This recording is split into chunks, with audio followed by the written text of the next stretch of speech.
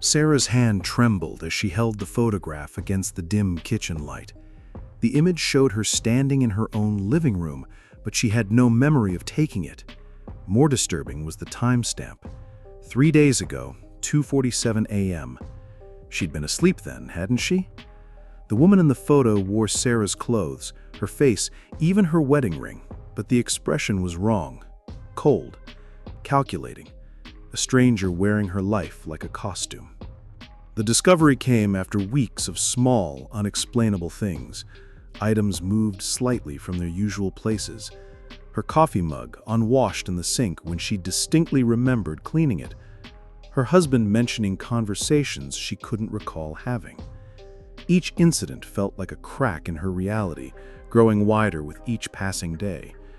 But this photograph, this was proof that something was fundamentally wrong with her world. As Sarah stared at her own face, looking back at her with eyes that seemed to hold secrets she didn't remember keeping, one terrifying question consumed her thoughts. Who exactly had been living her life while she slept? Sarah's investigation into her own life began with methodical precision. She installed hidden cameras throughout her house, checking every corner where her doppelganger might have moved. The footage from the first night showed nothing unusual, just Sarah sleeping peacefully in her bed. But the kitchen revealed a different story. At 2:43 a.m., she watched herself walk calmly to the refrigerator, pour a glass of milk, and sit at the table for 20 minutes, staring directly at the camera with that same cold expression from the photograph. The psychological thriller was just beginning. Sarah rewound the footage, studying her own movements. Everything looked normal, yet felt profoundly wrong. Her posture was different, straighter, more confident. Her gait had changed. Even the way she held the glass seemed foreign. This wasn't sleepwalking. Sleepwalkers moved with uncertainty, stumbling through familiar spaces. This version of herself moved with purpose, as if she knew exactly what she was doing. The dark secrets hidden in her own mind were starting to surface. When Sarah confronted her husband David about the strange conversations he'd mentioned, his response chilled her to the bone. "You've been different at night," he admitted, avoiding her eyes. "For months now. You wake up around 2 a.m. and you're not you. You talk differently, move differently. You've told me things about our neighbors, about my work colleagues, things you shouldn't know." The twisted story was becoming clearer, yet more confusing. David revealed that this nighttime version of Sarah had been conducting what seemed like surveillance on their entire neighborhood. She knew about the affair happening 3 houses down, about the financial troubles of the family across the street, about the teenage daughter's secret pregnancy, information that regular Sarah had never sought out or cared about. "I thought you were just having trouble sleeping," David whispered.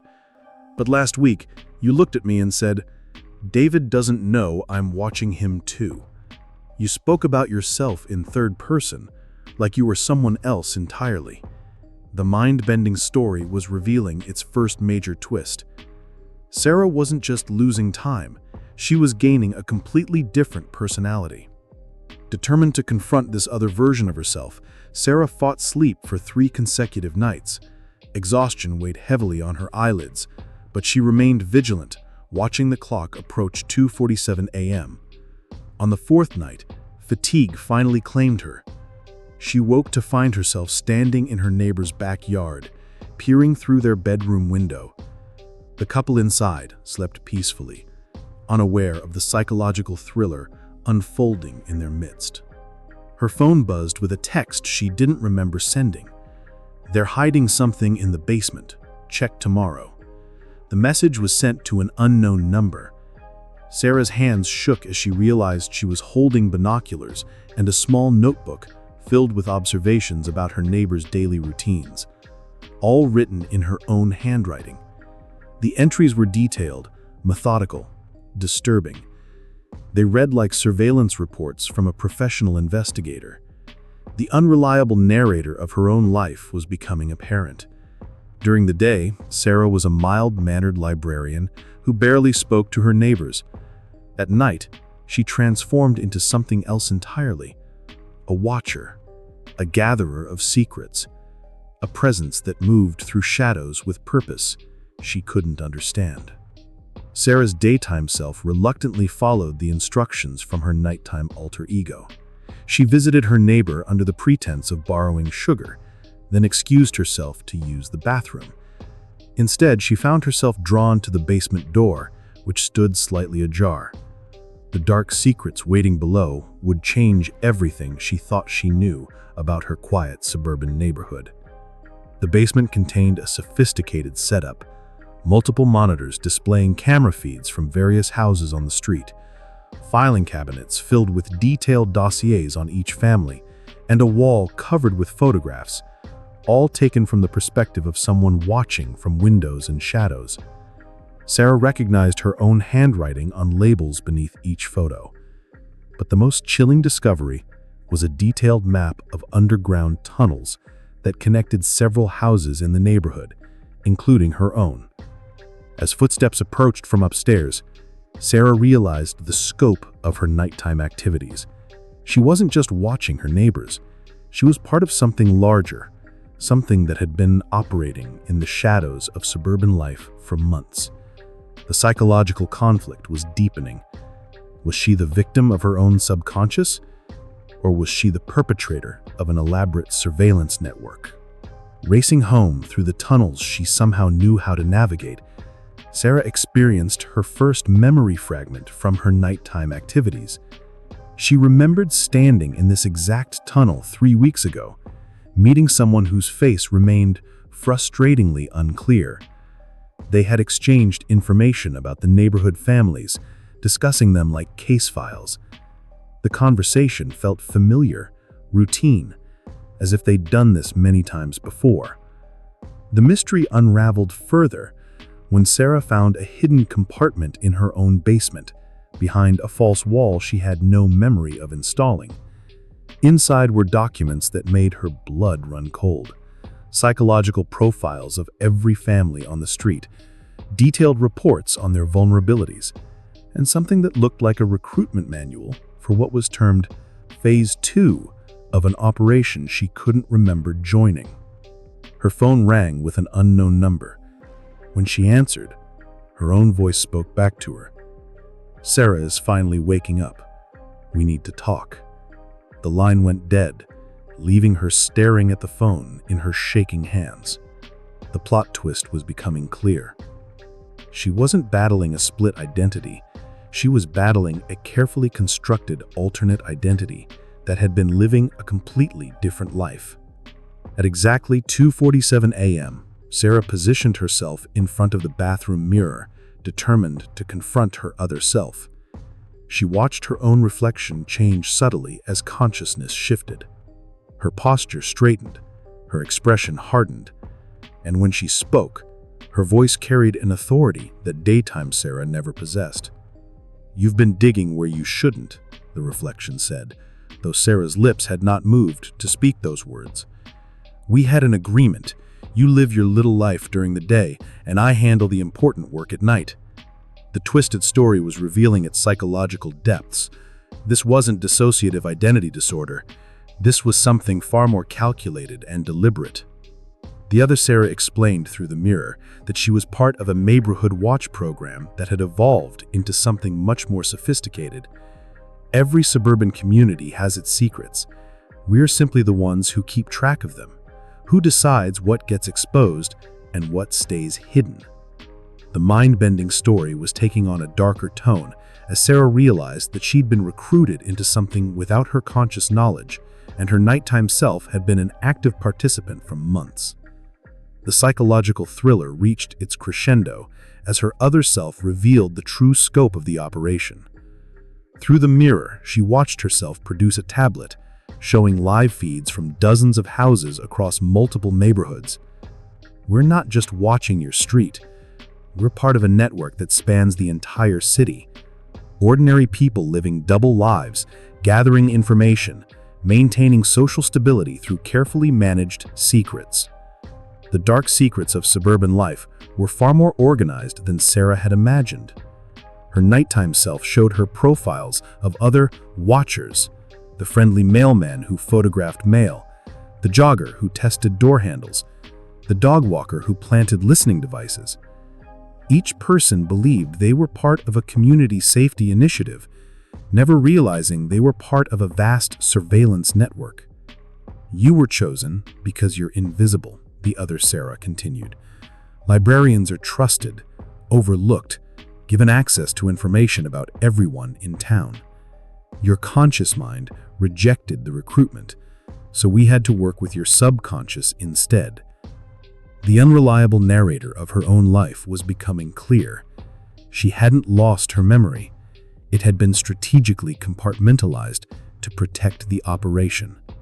As dawn approached, Sarah faced an impossible choice. Her nighttime self offered her full integration. She could consciously join the network, understand her role, and work with both parts of her identity.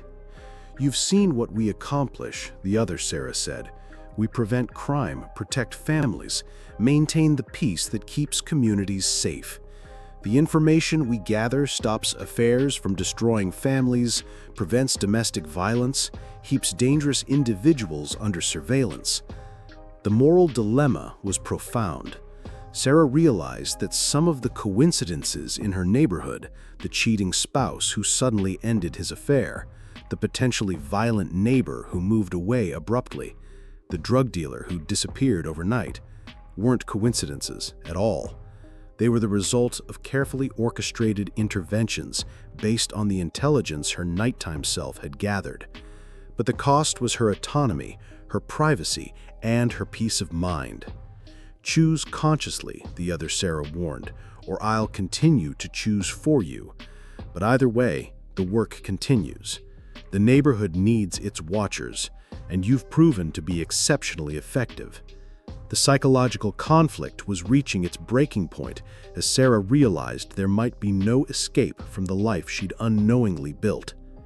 Sarah's decision came with the rising sun. She chose consciousness over ignorance, but on her own terms. She would continue watching, but she would also be watching the watchers. Using the network's own tools against them, she began documenting the operation itself, gathering evidence of the surveillance network that had consumed her life and the lives of countless others. The twisted story concluded with Sarah discovering she wasn't alone in her resistance. Hidden within the network were others who had made similar choices, secretly working to expose the operation from within. The notebook she'd found in her basement contained more than surveillance reports. It contained coded messages from other reluctant participants, building a counter-network within the network.